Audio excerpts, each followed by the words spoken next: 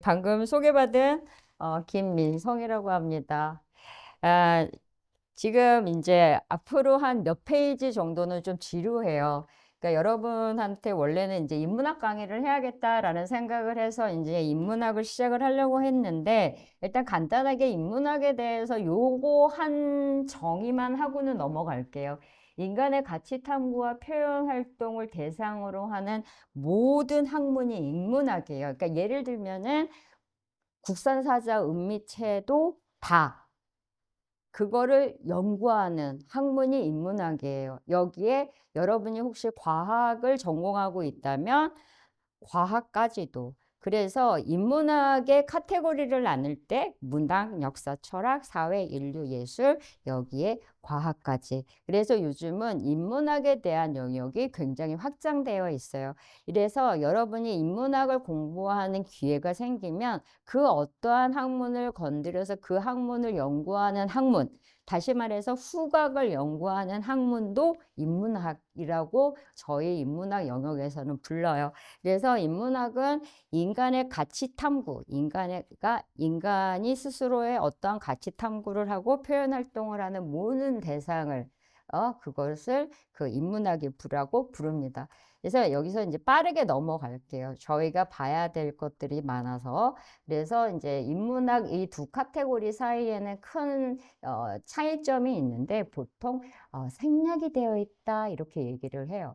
그래서 문학과 역사, 철학 이렇게 나뉘어져 있는 카테고리는 생략을 하게 되면 그 맥락이 흐트러지는데 사회학이나 인류학이나 예술학 같은 경우는 그 감상의 영역 또는 어떤 상호작용에 대한 이해의 영역 그리고 문화적 다양성에 대한 어떤 그러한 이 차이점에 대한 영역 이러한 영역들의 갭이 생기면서 그 안에서 사람으로 하여금 상상하고 또 어떤 창의적인 그러한 요소들의 컨텐츠를 만들어내게 합니다. 제가 이 병원에 오기 전에 한번 잠깐 투어를 했는데 곳곳에 정말 창의적인 컨텐츠가 되게 많더라고요. 그러한 것들이 바로 인문학적 트레이닝이 된 그러한 이 인프라 속에서 나올 수 있는 거거든요. 그래서 이제 미술사학을 기본적으로 공부를 하게 되면 다감각적인 적으로 융합된 그러한 감정의 해석과 감성을 통해서 작품을 이해하게 돼요. 여러분 학교에 보니까 작품들이 되게 많이 걸려 있던데 그러한 작품들을 그냥 단순히 스쳐 지나가게 보는 것이 아니라 그러한 작품들을 이제 오늘 이 수업을 통해서 한번 다른 각도에서 바라보면서 이해하면 좋을 것 같아요. 미술사학이나 이런 거는 제가 책을 나중에 추천을 해드리거나 아까 본 책을 보셔도 되는데 곰브리치라고 하는 서양미술사 책이나 서양미술사 책은 아무거나 사셔서 보셔도 돼요. 서양미술사라고 하는 거는 똑같아요. 어떠한 역사를 다루는 것처럼 연대기적으로 정의되어 있는 연대기적으로 정의되어 있는 대상과 그 다음에 그 대상의 주체가 되고 있는 것들로 그냥 공부하는 거 그게 이제 기본적으로 사학인데 미술사학도 마찬가지예요. 연대기적으로 정의되어 있는 작가나 그리고 이제 작품들 이러한 것들을 이제 정리하고 있는 해놓은 이러한 거를 공부하는 게 이제 미술사학인데 미술사학에서 제일 중요한 거는 첫 번째 이 작품이 누가 그렸고 제목이 뭐고 언제 그렸고 뭐 이제 이러한 것들 매체는 뭐고 이러한 것들을 파악하는 게 미술사에서는 제일 중요해요. 그게 뭐냐면 아이덴티티를 파악을 해야 이의 정체를 알아야 그 다음으로 갈 수가 있어요. 그 다음으로 가서 향기가 숨겨져 있는지 뭐 감각적으로 우리가 해석을 할 수 있는지 이런 것들을 우리가 이해를 할 수 있죠. 거기서 정말 그렇기 때문에 이 서양미술사는 인문학에서 가장 기본이 된다고 우리가 얘기를 해요. 그래서 서양미술사의 인문학적 가치를 갖고 있는 게 서양미술사라고 얘기를 하죠.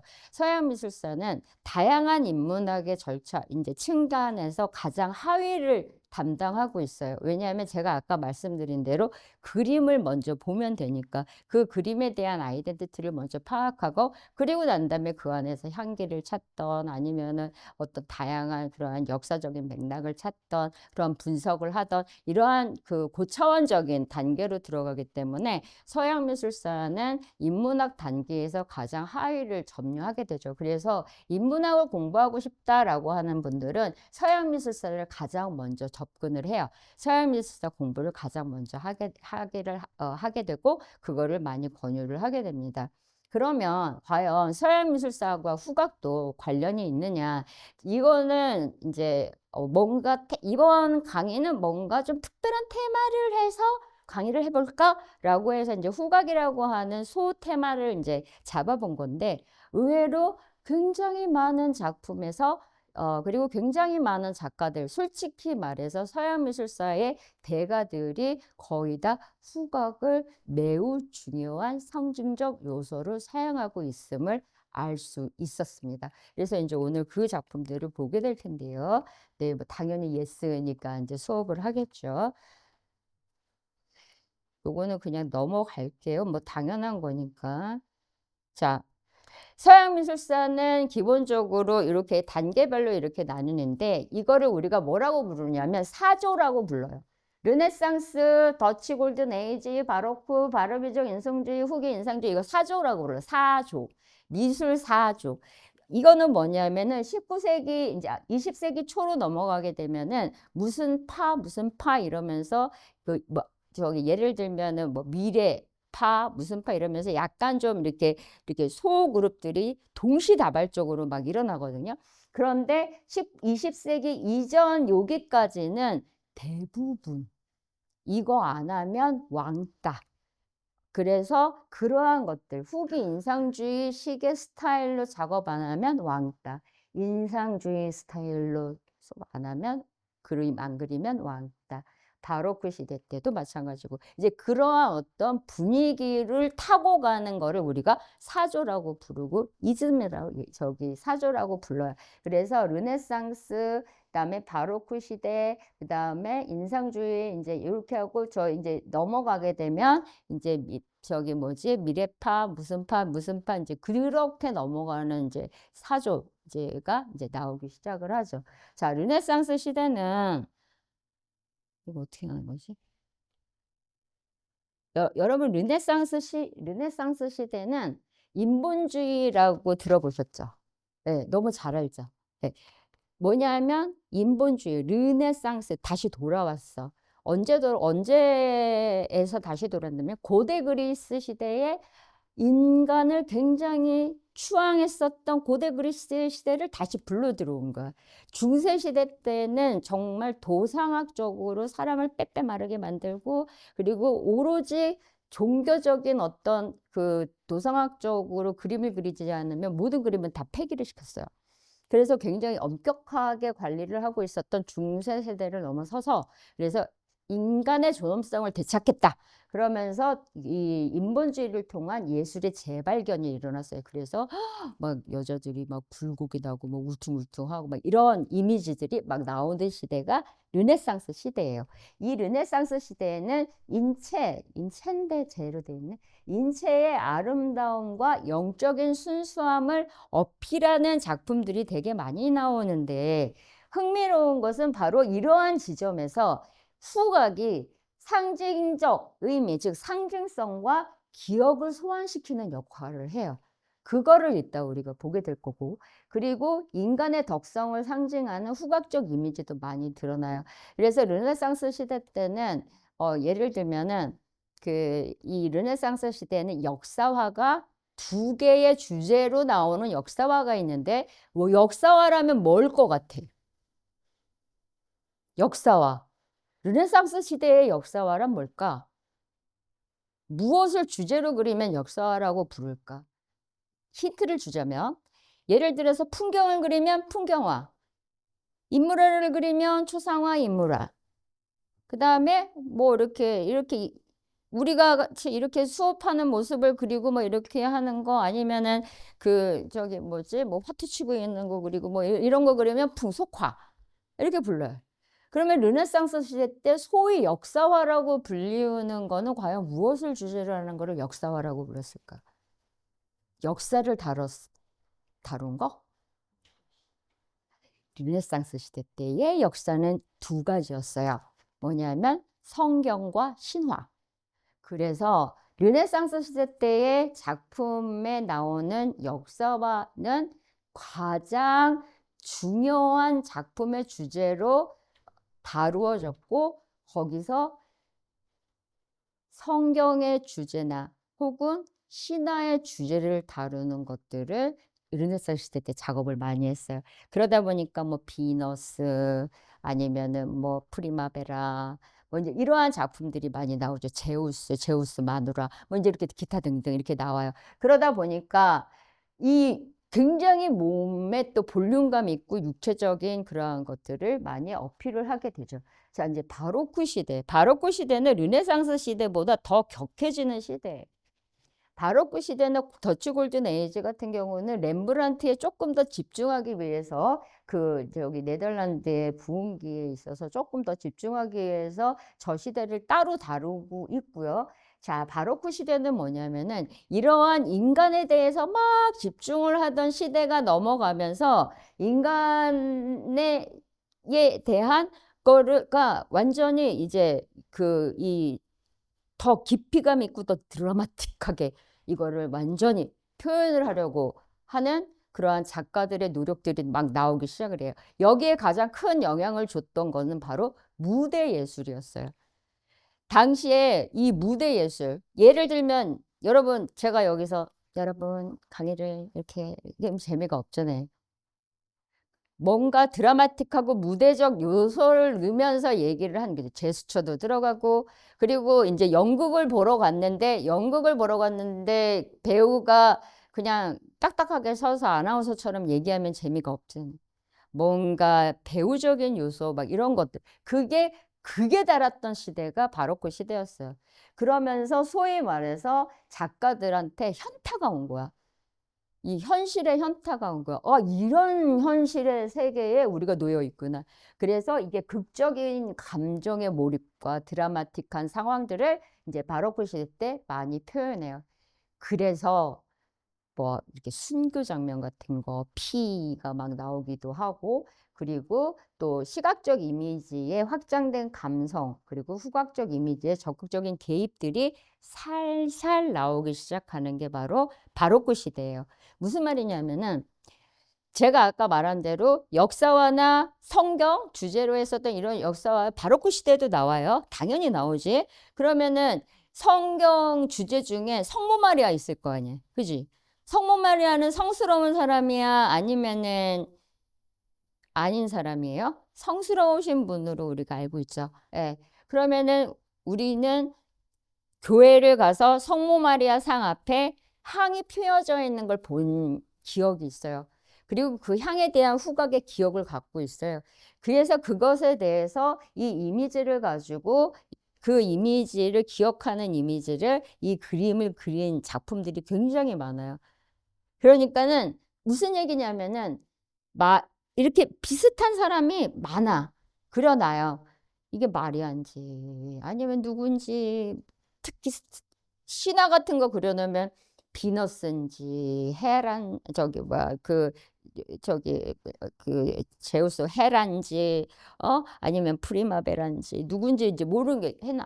그런데 거기에 이러한 후각적 이미지 요소들을 쫙 깔아 놓으면서 얘가 누구야? 라고 하는 상징적 요소를 어필해줘요. 그래서 이게 이 서양 미술사에는 이러한 식으로의 이 바로크 시대로 넘어오면서 이게 본격적으로 이게 이제 굉장히 강력해지고 거기에 특히 무대 이 설정까지도 이게 어필이 되는 걸로 볼 수가 있어요. 그 다음에 이제 바로비중 인상주의 여기는 조금 더 약간 말랑말랑해지는 시기로 넘어가요. 말랑말랑해지는 시기로 넘어간다는 거는 뭐냐면은 이제는 아예 시각적 색채하고 후각적 요소를 상징성을 그냥 결합을 시키는 요소들이 되게 많이 나와요. 그러면서 이제 예를 들어서 이제 자연 뭐 아니면은 뭐 과일, 꽃 뭐 이런 요소들을 결합을 시키면서 그러면서 이 서양 미술사의 이미지의 대표 작품들이 굉장히 많이 이제 이 다수의 작품들이 제작이 되게 됩니다. 그래서 시각적 색채하고 후각적 접근이 결합이 아주 본격적으로 이루어지는 시대인데 정신적으로는 초자연적인 경험을 표현하기도 해요. 누가? 고흐가. 우리가 볼 거예요. 그리고 시각적 이미지와의 융합을 통해서 보다 확장적인 작품 감상을 도모하는 건 대부분 그런데 특히 모네가 시각을 잃어요. 나중엔 안 보여. 시각을 완전히 잃은 상태에서 그림을 그려요. 그런데 수련이라고 하는 향기로운 꽃의 향기에 따라서 그림을 그려요. 그 그림이 나중에 뭐 오랑주리에도 걸리고 엄청나게 많이 걸리게 되는데 그게 과연 가능한가? 이런 것들이 나오게 되죠. 그래서 우리가 후기 인상주의의 그 고흐까지 한번 여행을 떠나 볼 예정입니다. 자, 르네상스 시대에 저기 우리 부오나로티 저기 카프레제 샐러드 먹어본 적 있는 사람. 네. 그쵸, 있죠. 거기 출신이세요? 카프레제 출신이세요? 그러다가 스토리를 하나 알아야 되는데 르네상스 시대 때 저기 이 르네상스 시대가 가능했었던 이유 중에 하나에 빼놓지 않고 기억해야 되는 사람 하나가 그 율리우스 왕제예요. 율리우스 2세인데 그 사람이 판판이 다 승리를 하고 로마에 입성을 딱 했어요. 로마에 입성을 딱 했는데 뭔가 왕권 옹립을 해야 되는 이 수단이 필요한데 이 왕권 옹립의 수단이 뭐가 있지? 라고 하는 게 뭐냐가 아니면 시각적인 그러한 왕권 옹립이 필요하겠다. 그래서 작가들 다 어딨냐? 저기 뭐지 뭐 황제의 모두 해놓고 또 건축물 이것도 지어놨으면 여기다가도 뭐 그림도 그리고 이런 거를 해야 되는 작가들 다 어디냐 그랬더니 띡 이렇게 보니까 작가들이 다 피렌체에 가 있어요. 왜? 거기에 여러분 들어본 적 있는지 모르겠지만 방송국 같은 데에서 이야기를 많이 해주던데 메디치 가문이라고 하는 사람들이 피렌체에 있어요. 메디치 가문은 우리나라의 메세나 같은 역할을 해줘서 작가들을 후원하면서 작업을 해주게 하는 메디치 가문이 거기에 둥지를 틀고 있었어요. 원래 메디치 가문은 저기 그 고리대금업자였어요.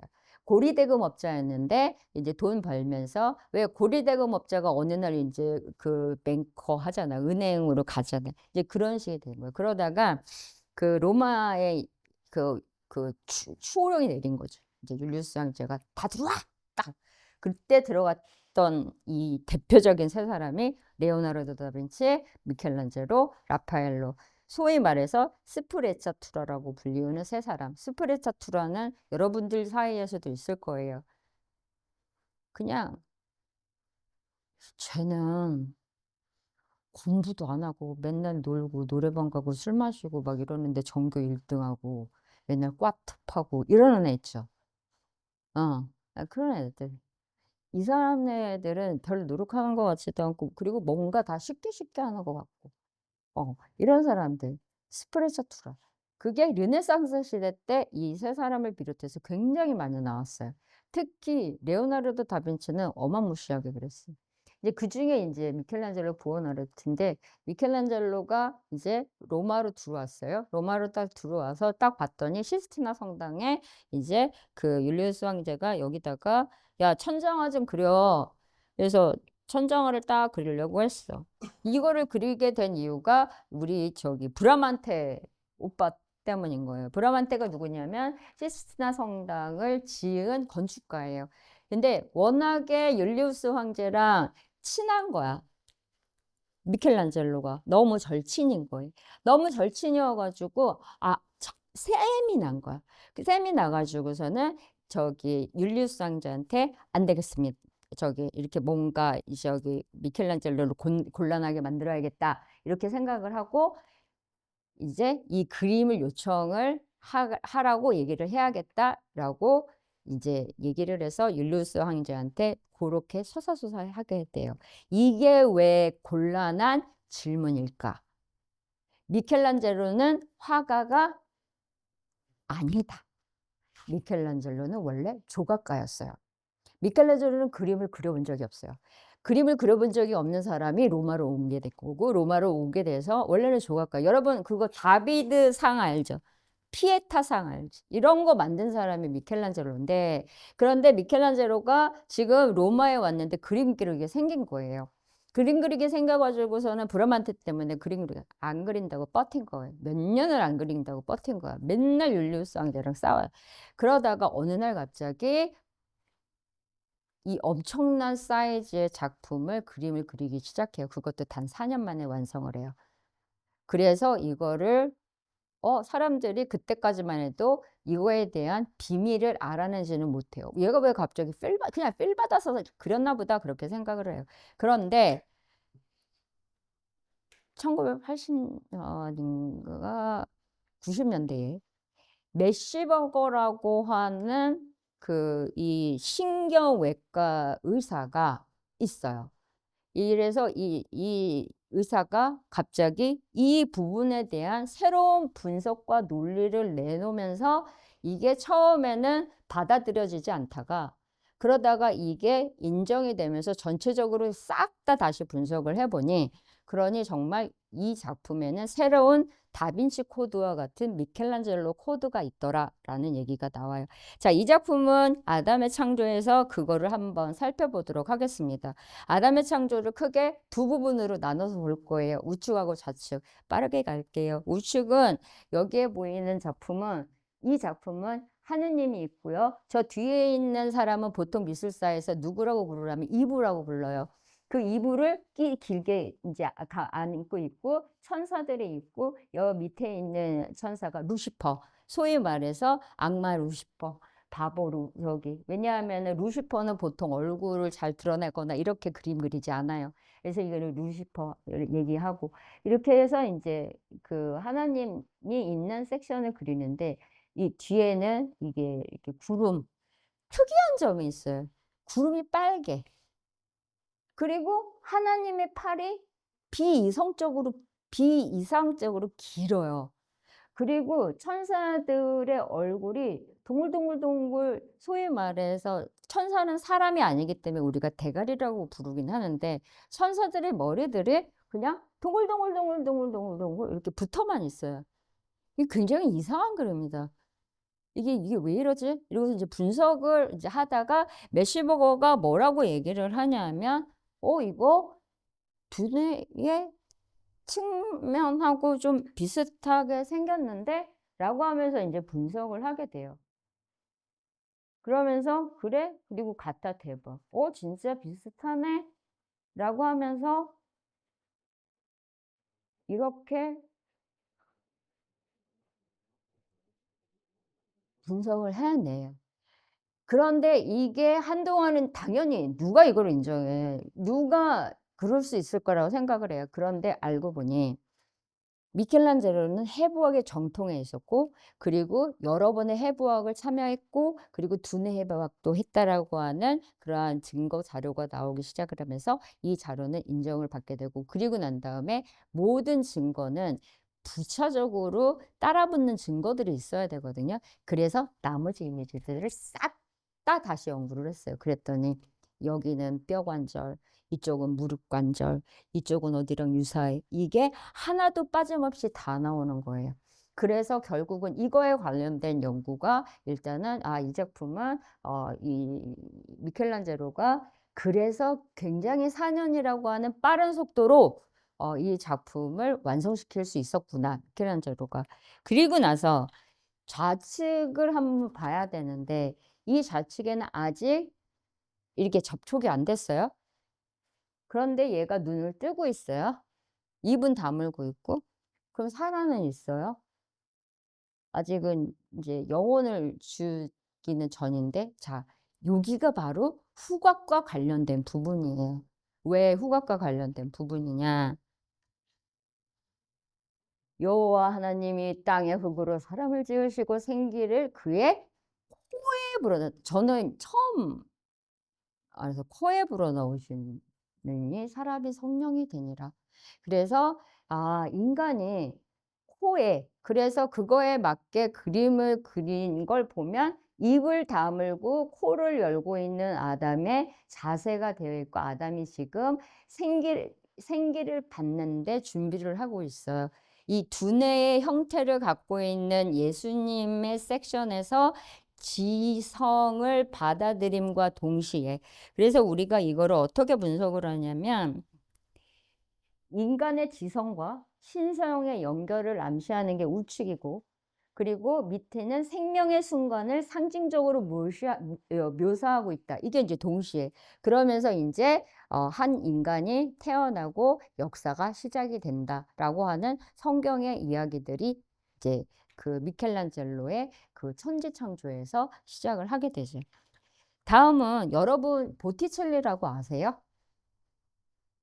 처음 들을 수 있어요. 보티첼리가 무슨 뜻이냐면 이게 뚱뚱한 드럼통이라는 뜻이에요. 그냥 별명이에요. 미술사의 역사상 별명으로 그 이름이 남겨져 있는 작가로는 거의 유일할 거예요.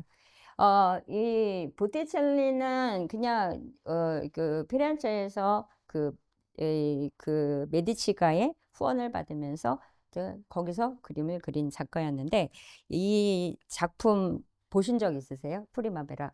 라 프리마베라라는 뜻은 봄의 여신이라는 뜻이에요. 바로 이 사람을 가리키고 있어요. 여기에 지금 엄청난 꽃과 이 나무와 과실들이 펼쳐져 있는데 향기가 엄청난 향기로움을 이제 찾아서 이 보티첼리가 여기다가 펼쳐 놓았는데 약 500여 종의 꽃과 식물과 이런 것들을 여기다가 펼쳐 놓았대요.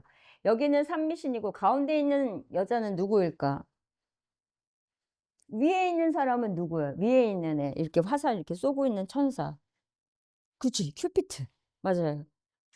큐피트가 엄마처럼 줄줄줄 쫓아다니는 여신이 누구예요? 미의 여신. 누구예요? 아, 비너스. 아, 이게 비너스고. 그다음에 이제 프리마베라고. 자, 프리마베라가 뭐라고 있냐면 봄물을 알리는 이거를 하고 있어요. 자, 여기서 우리가 또 후각의 향기를 찾는 것, 여기 이제 여기서 마찬가지로 이제 향기를 뿌리면서 아, 얘가 아니라 얘가 프리마베라구나를 우리가 알게 되는 거예요. 일반적으로 자, 여기서 프리마베라가 누군 것 같아요? 그러면 중앙에 있는 주인공을 찾아요. 예. 숨겨진 향기는 여기 있었어요. 예. 그리고 인제 이쪽에 있는 인제 바람 부는 인제 제피루스하고 크로리스라고 하는 두 커플이야. 부부인데 이 부부의 신이 지금 "야 봄아 빨리 가." 그러면서 지금 보내 주고 있어요. 지금 이제 봄이 막 오고 있는 거야. 봄은 뭐야? 생명력. 한 해를 시작하는 생명력을 불어넣어 주는 바로 지금 그 시기를 지금 우리가 보고 있는 거예요. 야 이거 비너스. 얘 탄생. 자 제목 못 봤어요. 그리고 이게 뭔지 이미지 잘 몰라 우리가. 그리고 제피루스 크로리스 저 커플도 몰라. 바람 불어오는 얘 몰라. 꽃 막 날아다니는데 장미꽃이긴 한데 여기서 장미꽃을 경험을 못 해 봤어. 그러면은 저 여자가 누군지 알겠어요? 모르지. 어느 집 딸내미가 저렇게 아무것도 아니고 이렇게 돌아다니나 걱정을 할 판이지 지금. 근데 지금 비너스가 우리는 이제 바다에서 탄생을 했다 이걸까지는 모른다 하더라도 급하게 천사가 달려와서 비너스에게 옷을 입혀주고 그리고 제피루스하고 크로리스 커플이 바람을 부르면서 이 바다에서 위험천만한 상황으로 빨리 여기 이제 여기가 육지잖아요. 이 육지로 빨리 옮기려고 하고 있고 근데 이 비너스를 알려주는 거는 바로 향기예요. 향기의 상징으로 알렸어요. 제피루스와 크로리스가 알려주는 것도 아니고 이 꽃을 들고 있는 천사가 알려주는 것도 아니었어요. 지금 이 비너스의 주변에서 확 뿌려져 있는 저 장미꽃, 저 아름다운 장미꽃, 저 아름다운 장미꽃과 이러한 향기를 통해서 그리고 바다에서 뽀글뽀글뽀글뽀글 우러나는 비릿한 그 추억 우리가 생각하는 그 비릿비릿한 그 바다 냄새 이런 거를 통해서 우리가 '아 이 친구가 비너스구나.'를 알게 됐고 그리고 이 비율이 소위 말해서 이제 황금 비율로 스탠딩하고 서 있는 거죠. 다음은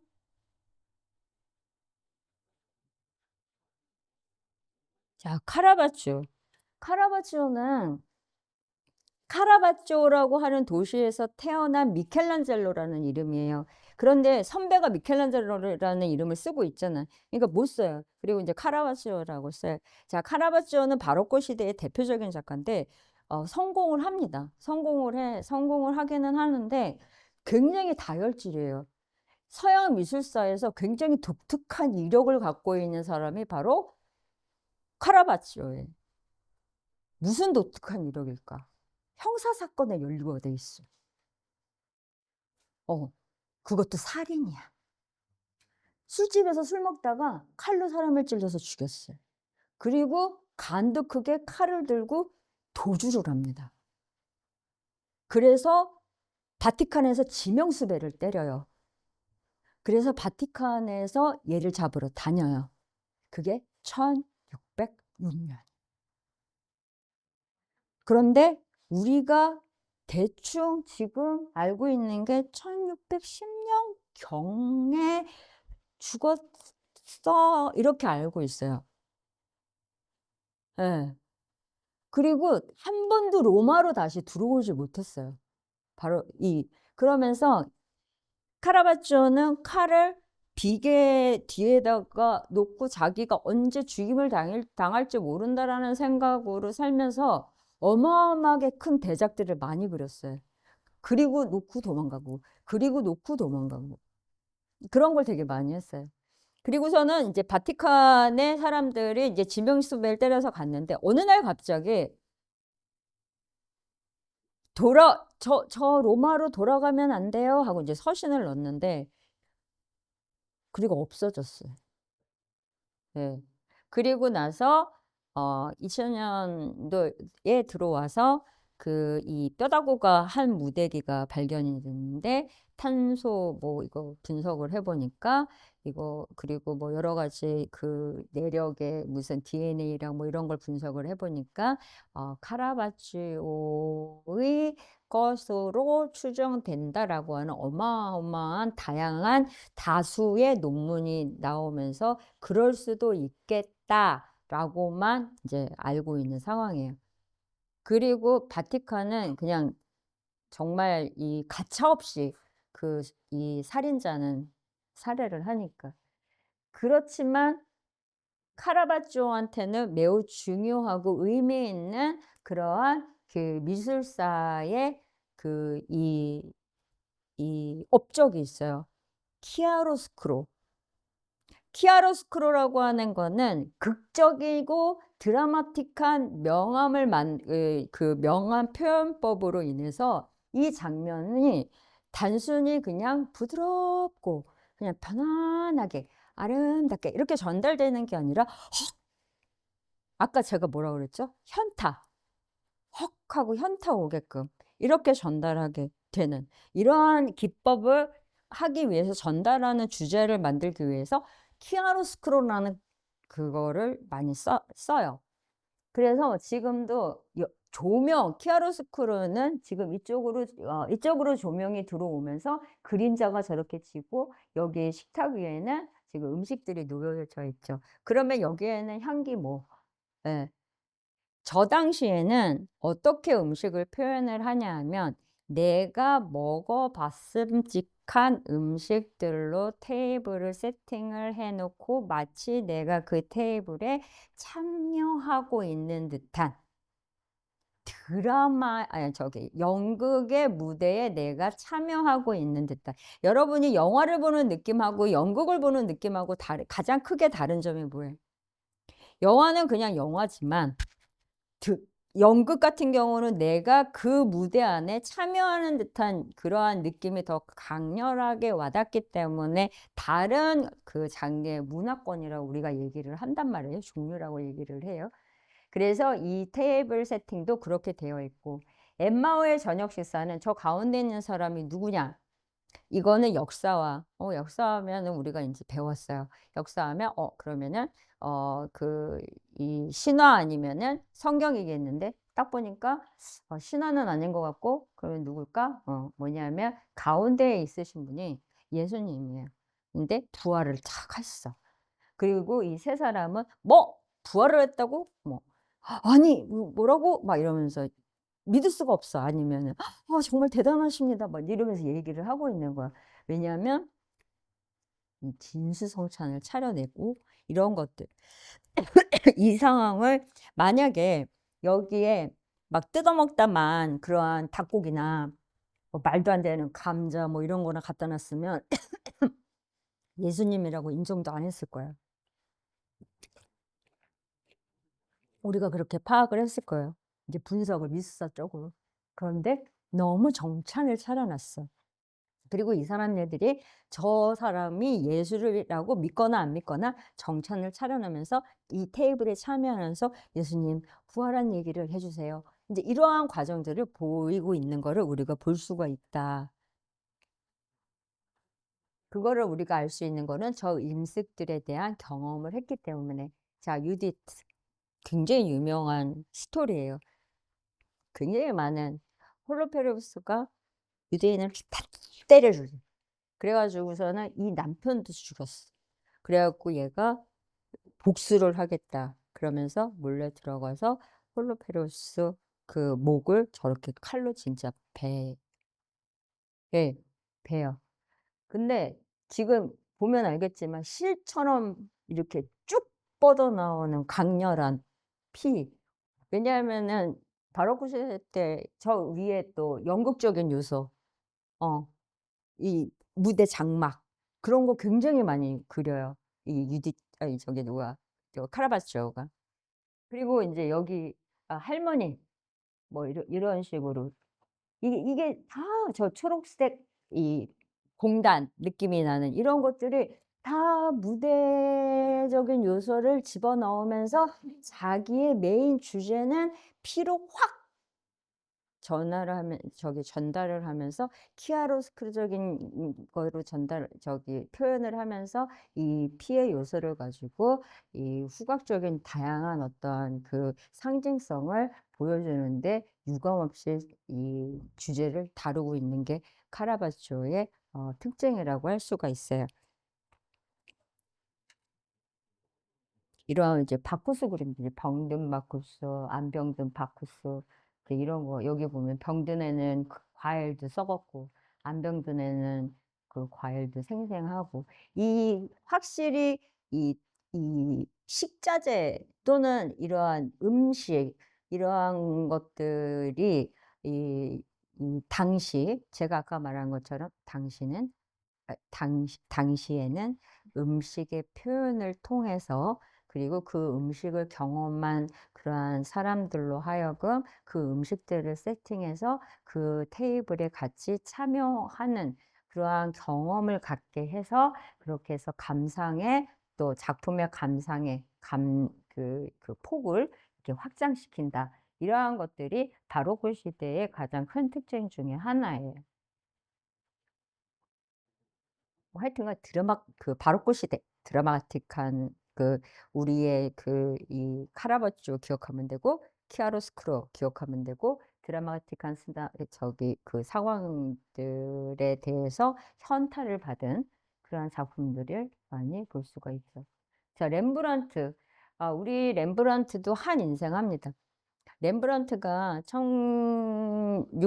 1650년까지는 탄탄한 길을 걸어요. 예. 이제 와이프가 부자였어. 네. 그래가지고 그런데 와이프가 갑자기 사망을 해요. 렘브란트가 이제 원래는 이 암스테르담으로 나중에 이사를 왔다가 거기서 와이프를 만나서 잘 살다가 1650년에 와이프가 죽어요. 렘브란트는 굉장히 욕심이 많은 작가였어요. 그리고 렘브란트는 뭔가 그러한 이 골동품에 대해서 관심도 되게 많았어요. 그래서 이게 무절제한 낭비벽도 되게 많았던 작가예요. 그랬는데 와이프의 재력만 믿고 그렇게 낭비를 하다가 와이프가 확 죽어버리니까 이게 감당이 안 되는 거예요. 그래서 결국은 말년에 1669년에는 파산 신청을 하고 다 죽어요. 그래서 자기 작품은 하나도 못 건지는 이제. 자, 이제 렘브란트 작품은 제가 막 인물화도 설명하고 이것도 설명하고 하면 좋은데, 자, 오늘은 우리가 한계를 찾았으니까 급하게 이거를 볼게요. 렘브란트가 암스테르담으로 오기 전에 자기 고향에서 그렸던 5가지 오감의 알고리즘이라고 하는 작품 시리즈가 있어요. 이거는 뭘로 제작이 됐냐면 판화로 제작이 됐어요. 이거는 그런데 제작이 1624년이죠. 거의 100년이 지났다가 발견이 됐어요. 그때 이거 누구 거지? 그러면서 했다가 찾아보더니 이거 렘브란트 거네. 왜냐하면 전혀 렘브란트 거 같지 않죠. 예, 렘브란트가 이런 거에 이런 풍속화에 관심을 가졌어요. 이런 그림을 우리가 풍속화, 장르화라고 불러요. 그래서 여기에서 보면은 이 4점이 있는데 그중에 이 4점의 차이점을 찾아보면 이제 미술사학자들은 그런 차이점을 찾아서 분류를 하고 분석을 하는데 이 4점의 차이점은 내가 정보를 줬어요. 여기 기본적으로 아이덴티티를 줬어요. 차이가 뭐가 있어요? 응? 예? 뭐라고? 그치. 그렇기도 하지. 근데 이 각각의 3점의 차이점, 내가 이번에는 꼭 대답을 받아내겠어. 각각의 그림의 3점 중에 한 점은 다른 게 있어요. 어? 자신감 있게 봐라. 내가 때리나요?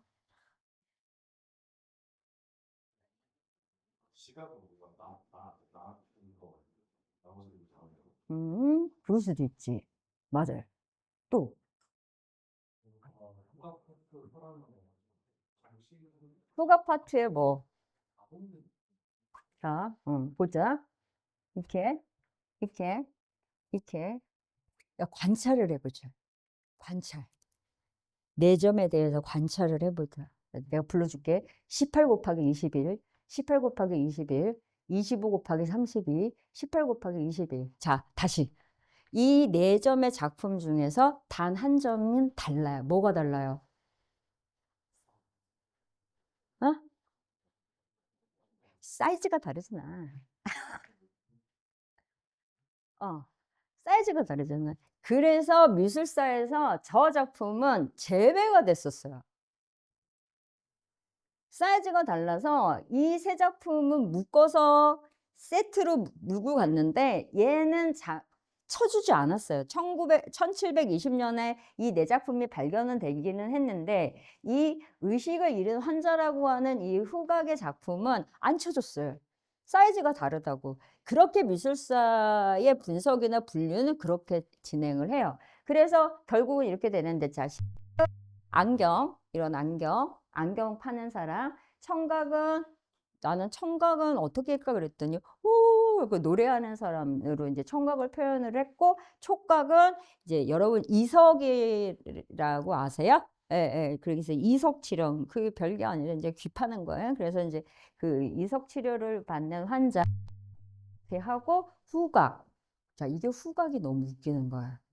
지금 이 후각 작품이 지금 저 사람이 들고 있는 게 뭐냐면 의식을 잃었어요. 의식을 잃었다는 건 뭐예요? 의식을 잃었다는 거는 지금 안 깨어났다라고 하는 거죠. 생명이 붙어 있는지 안 붙어 있는지, 저 여자가 지금 살아있는지 안 살아있는지 우리는 몰라요.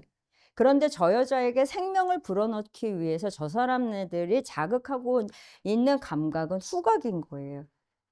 그래서 바로크 시대는 또 격렬한 어떤 드라마틱한 이러한 것들도 있었지만 그 렘브란트가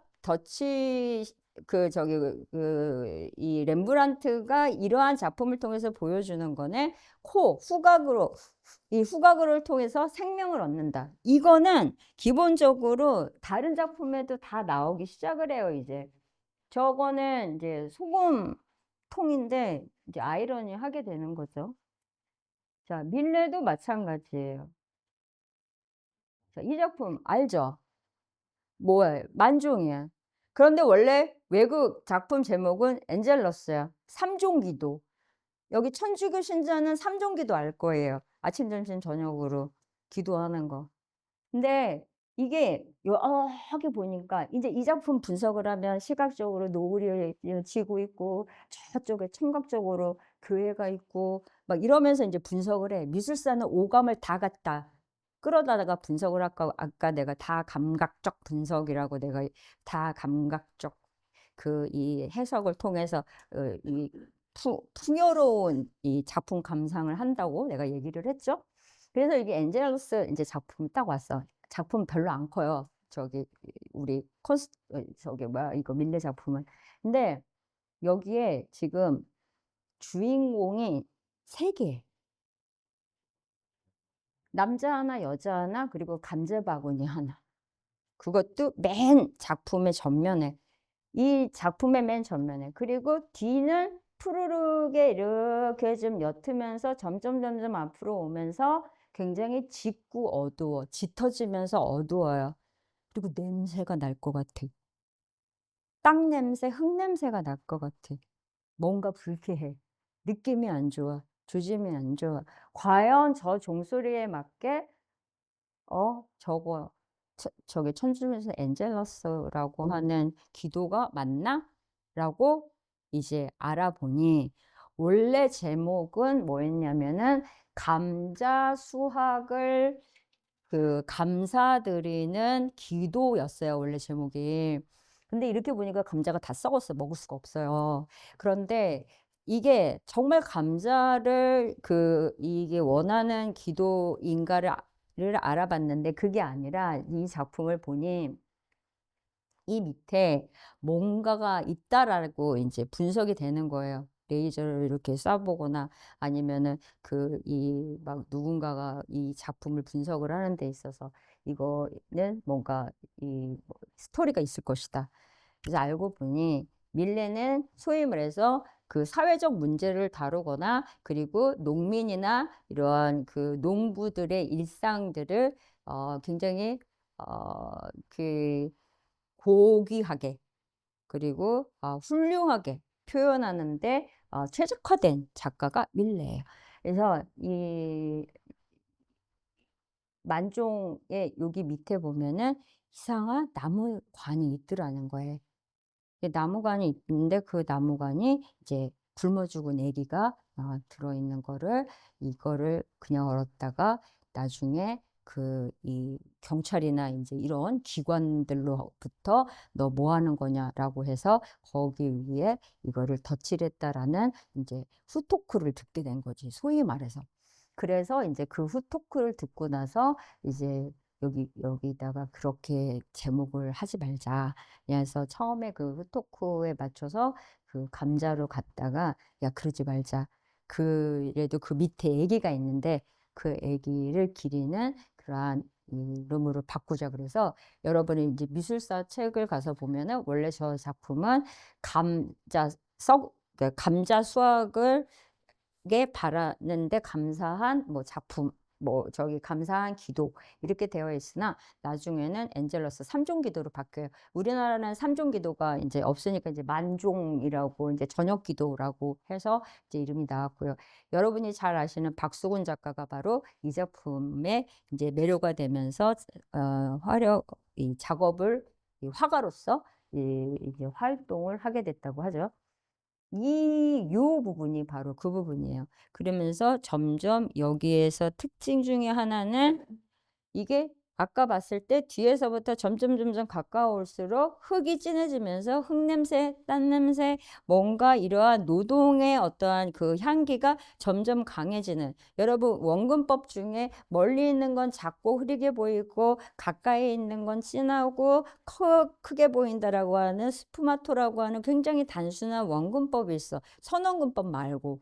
그래서 이 스프마토적인 거를 대치해 봤을 때, 향기적인 것도 저기 밀레가 작업을 하면 이런 식으로 이제 후가 원근법적 접근으로 이 분석을 할 수 있겠구나라고 하는 게 미술사적 그러한 분석 중에 하나라고 볼 수 있어요. 모네는 유일하게 인상주의 A부터 Z까지 한 사람이 모네예요. 굉장히 많은 인상주의 작가들이 있는데 인상주의 작가 중에 유일하게 A부터 Z까지 한 사람이 모네입니다. 그래서 모네는 한 번도 밖에서 그림을 안 그린 적이 없어요. 햇빛 아래서 그렸어. 그러면 어떻게 돼? 눈이 망가져. 그래서 그걸 뭐라 그러지? 이렇게 눈 망가진 거, 그 수술하는 거, 백내장도 2번이나 해야 되는데 한 번밖에 못했지만 백내장도 막 2번이나 해야 될 정도로 악화가 되고 그리고 밖에서 그림을 그릴 수가 없었어요. 그리고 그거를 그리려고 굉장히 노력을 했는데 그렇게 해서 처음 시작하게 된 거는 바로 이 인상일출 이거를 자기의 이제 나는 앞으로 햇빛 아래서 그림을 그릴 거야. 내 화면에는 빛과 색채를 길어 올려서 내 화면에 뿌릴 거야. 수시로 변하는 빛의 변화를 내 화폭에 담을 거야. 이게 이제 모네의 모토였어요. 그럴 사람 모여라 모여라 해서 몇 명이 모였지. 르누아르도 왔고 뭐 드가도 왔고 막 왔는데 나중에는 다 못하겠다 하고 다 나가 떨어지고 오로지 이 모네만 이걸 이제 들고 화구를 들고 늘 밖에 나가서 햇빛 아래서 보면서 했어요. 그러면 빛의 변화를 막 이렇게 따라서 그리려면 어떻게 돼? 그거는 나중에 하게 되면 어떻게 돼요? 빠르게 붓질을 해야 되겠지. 색채를 막 잡아야 되니까. 그래, 시각적 인상을 포착을 해야 되니까. 시각적 인상을 포착을 해야 되니까. 그래가지고 그렇게 되면 어떻게 되냐면은 이제 야외 작업을 하게 되고 이렇게 하게 되니까 시리즈를 작업을 해야 돼요. 그리고 일상적인 주제나 혹은 대상을 놓고 작업을 해야 되는 거예요. 내가 막 이렇게 움직이는 거를 막 순식간에 놓고 할 수는 이렇게 변화를 이렇게 갖고는 할 수가 없기 때문에 그래서 모네 같은 경우는 작품을 작업을 할 때 후각이랑 향기랑 엮을 때는 간접적으로 후각적 경험을 자극할 수 있는 작품을 그리거나 자연과 정원, 꽃과 물의 묘사 뭐 이런 거를 통해서 향기를 도출을 시키거나 그리고 이제 하거나 작업을 하는데 시력을 상실하게 되는 유일한 외광파. 그런데 그럼에도 불구하고 마지막까지 그림을 그려냅니다. 그 그림을 그려서 낸 걸 보면 이러한 시리즈 작업을 해요. 수십 점씩 작업을 해요. 예. 똑같은 걸 계속 그려내요. 빛이 수시로 계속 바뀌니까. 그러다가 '안 되겠다. 나만의 정원을 만들어야겠다.' 그래서 지베르니 정원이라는 거를 만들게 돼요. 그래서 지베르니 정원이라고 하는 데를 만들게 되고 지금 여기가 인제 모네하우스가 있는 지베르니 정원인데 여기가 굉장히 인기도 많고 여기의 특징은 일본식 다리가 이렇게 있어. 일본식 다리하고 그다음에 연못이 되게 많아요. 왜냐하면은 당시에는 이 도자기 수출이 있었어요. 일본에서 막 도자기를 수출을 많이 했는데 일본이 도자기를 수출을 할 때 막 바쁘니까 지네들 신문지에다가 막 이렇게 싸가지고 이제 도자기를 수출을 해. 근데 그 신문지에 뭐가 있었냐면은 일본 채색파나 소위 말해서 육교회가 있었어요. 그러니까는 이따 보면 잠깐 이제 마지막 섹션 마지막 작가에 보면 나오는데 육교회 거기에 보면 나와요. 거기에 이런 굴다리 같은 이런 이제 이 정원다리가 있는 거예요. 그래서 이 정원다리를 이제 또 이 자기의 정원에 이렇게 열심히 이렇게 많이 작업을 해서 이렇게 해요. 정말 많아요. 가서 보면 정말 수련이 많아요. 그리고 어떻게 저거를 일일이 자기 손으로 가꾸었을까? 지금이야 가드너들이 있는데 어떻게 그렇게 가꾸었을까라고 하는 이제 놀라움이 있을 정도로, 더군다나 눈이 보이지 않는데, 잘 안 보이는 사람이 수력을 이뤘고, 그런데도 계속해서 바깥에서 그림을 그려요. 그래서 그러한 것들이 지금 지베르니 정원에, 자 이제 보자 뭐 1906년 이 정도 나와. 이 정도는 이제 이미지 나올 수 있지. 왜냐하면 빛의 변화를 빠르게 포착을 하면서 우리가 그림을 그려야 되니까. 15년 조짐이 안 좋아요. 백내장 수술 한 번 하고 나서.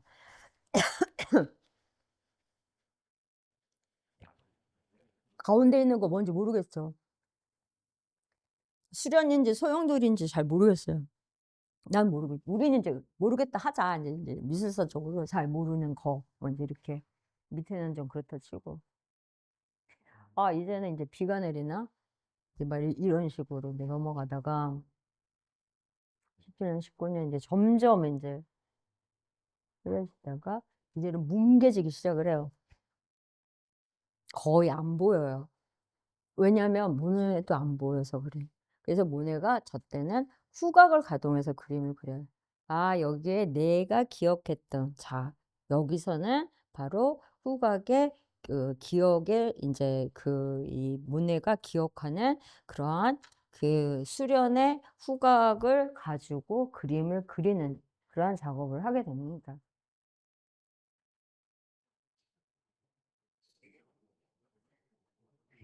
지베르니 정원은 풍요로운 꽃과 물로 가득한 정원이고요. 수각 이미지로 연상되는 작품으로 감상을 하시면 돼요. 시각을 잃은 모네에게 후각의 중요성을 알려준 곳이 바로 지베르니 정원입니다. 그래서 수련 시리즈가, 그리고 또 수련 시리즈가 그러하고요. 그래서 후각은 작가들에게도 매우 중요한 감각, 작품을 표현하는 데 있어서 매우 중요한 감각이기도 합니다. 이제 그 뭐지? 그 중풍원 작가 마티스가 옛날에 중풍을 오니까 가위로 마지막에 그림을 못 그리고 가위 작업으로 저기 포뜨기 같은 작업으로 작업을 한다던가, 이렇게 작가는 작업을 멈추지 않고 계속을 합니다. 누구예요? 유명한 작가죠. 대한민국에서 이렇게 꼭 고개 이렇게 꺾는 그림, 누구지? 클림트 하고 고흐가 우리나라에서 제일 좋아한다면서요. 우리나라 그 분이.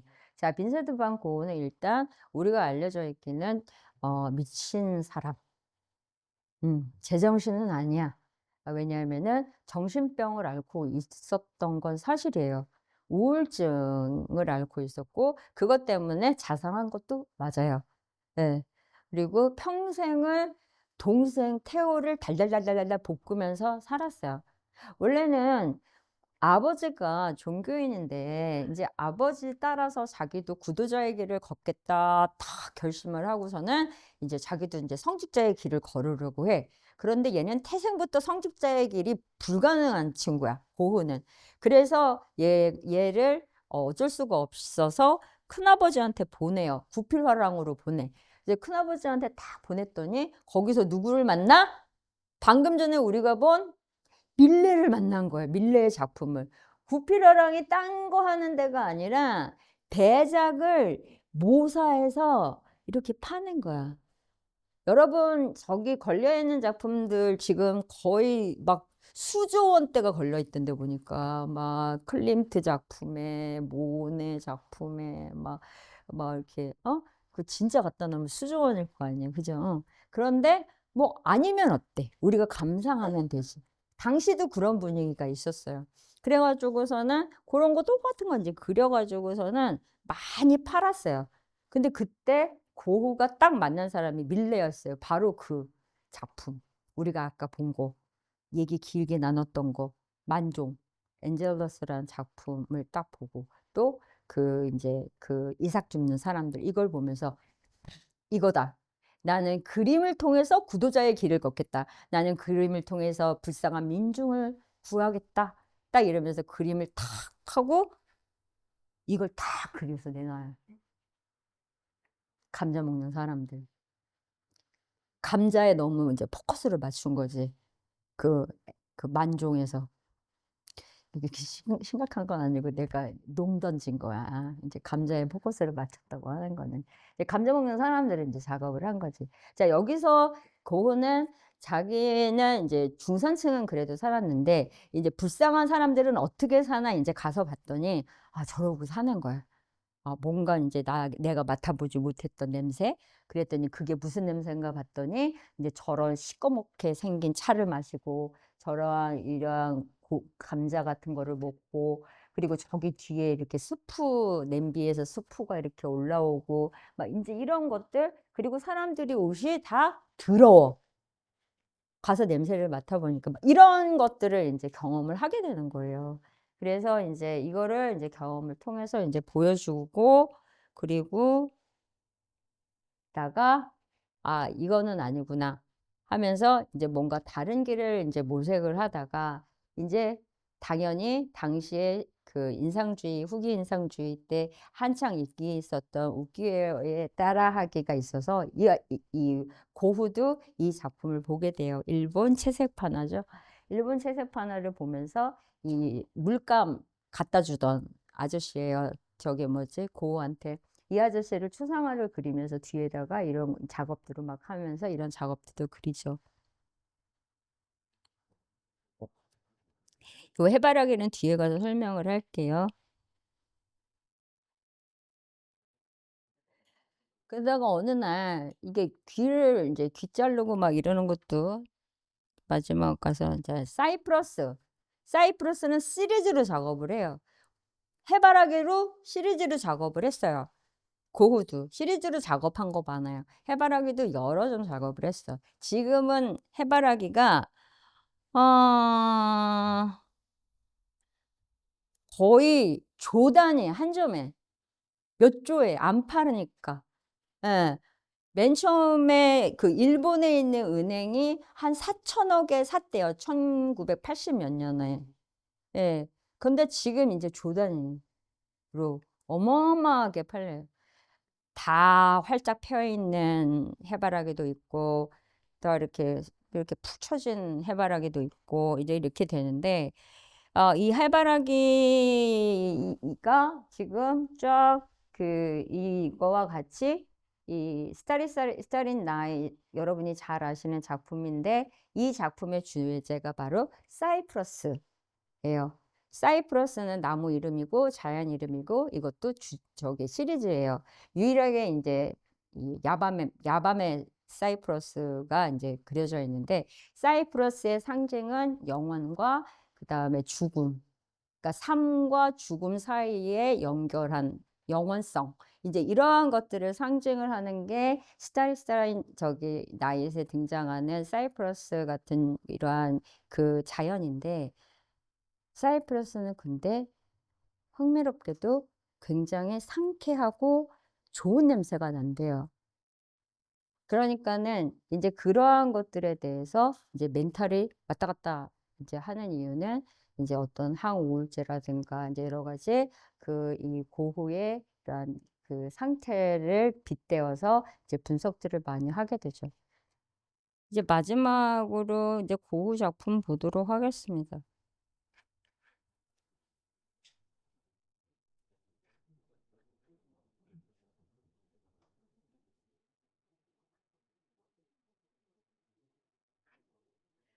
이게 제일 중요하다고 보면 돼요, 고흐. 자 고흐는 아까 제가 후기 인상주의는 시각 이미지하고 즉 시각하고 색채하고 얘네들 시각 이미지 뭐 시각 이미지는 형태하고 색채겠죠. 시각 이미지하고 후각 이미지를 이렇게 융합시키는 작업을 많이 한다라고 얘기를 드린 것처럼 이 시각적 이미지하고 후각적 상징성을 이렇게 드러나고 있어요. 이 해바라기는 인제 지친 애도 있고 밝은 애도 있고 자 해바라기의 상징은 햇빛 그리고 희망, 우정, 땡큐 베리 마치 감사 인제 이게 있어요. 이 해바라기 작품은 고흐가 고갱이랑 친해지면서 고갱이랑 같이 세상에, 세상에 이렇게 나랑 말이 잘 맞는 친구가 없다."라고 하면서 열광하면서 고갱이랑 친하게 지내자고 하면서 고갱과 예술 그 1인 뭐 하우스, 뭐 아티스트 하우스 이런 거를 만드는데 그리려고 이 시리즈 작업을 해요. 이 작업을 통해서 이제 이거를 했는데 둘이 싸웠어. 고갱이랑 고후랑 둘이 싸웠어요. 그러면서 무슨 일이 일어났어요? 맞아요. 귀 잘랐어요. 그래 가지고서는 이거를 그때 그래서 고갱이 걸음아 나설러라고 도망을 간 거예요. 그러면서 인제 고갱의 상태는 굉장히 안 좋아 갖고 주로 인제 아를레에서 인제 이 작업을 인제 많이 그리기는 했지만 결국은 인제 고흐는 그 정신병동에 갇힌 거죠. 그게 그 사이프러스 나무가 만발해져 있는 그 마을로 이 정신병동에 갇혀 있고 그 정신병동 창문으로 이렇게 내다보면서 인제 그림을 그려왔던 거고 그 안에서 그 사이프러스 나무의 향기를 맡으면서 그걸로 그림을 그리다가 인제 도저히 인제 견디지 못하고 이제 사망을 하게 된 겁니다. 미술사에서의 그 많은 작가들은 그냥 갑자기 확 명화를 만들어 내고 갑자기 확 대가가 되는 작가는 별로 없는 것 같아요. 제가 공부를 해 봐도. 다 영혼의 부딪힘을 가지고 있었고 그리고 다 어려운 시기를 겪으며 그 고비고비를 넘기는 것 같아요. 그리고 안타깝게도 단 한 명도 행복한 미술대가는 못 본 것 같아요. 오히려 잘 된 사람은 미술사 명단에 오르지는 못하고 있지 않나? 이런 생각이 들기도 해요. 그래서 뭔가 어 희망적인 메시지라기보다는 이왕에 한번 사는 인생 어 이렇게 전투적으로 부딪히면서 살아보는 것도 나쁘지 않지 않을까. 미술 사가들도 그렇게 살았었는데 그리고 명화도 남겼는데 그래서 이런 아주 매우 처음으로 1시간 만에 끝내보는 이 시간을 어 하면서 막 혀 씹히고 막 이렇게 하면서 그거 알아줘야 돼요 여러분 진짜. 나 강의할 때 물 안 먹는단 말이야. 근데 막 물 먹고 하면서 단 하나만 여러분이 가져가실 수 있으면 좋겠다라는 생각은 해요. '그래. 어디 한번 살아보자. 까짓 거. 고흐도 저렇게 살다가 갔다는데 어? 그렇잖아요. 미켈란젤로도 저랬다는데 나라고 뭐 별거 있어?' 딱 그렇게. 더 웃긴 거는 살면서 단 한 명도 인정받은 사람이 별로 없다는 거예요. 예. 동네에서도 인정 못 받고 살면서도 인정 못 받고. 음. 다 죽은 다음에 투 레잇이지. 우리는 그거라도 하지 말자. 라고 하면서 인제 살면 되지. 그래서 어 숙제도 열심히 하고 예 교수님 말씀도 잘 듣고 예 이렇게 하면 참 좋을 것 같습니다. 네. 그렇게 하면은 참 좋지 않을까. 예 경청해 주셔서 감사합니다. 고맙습니다.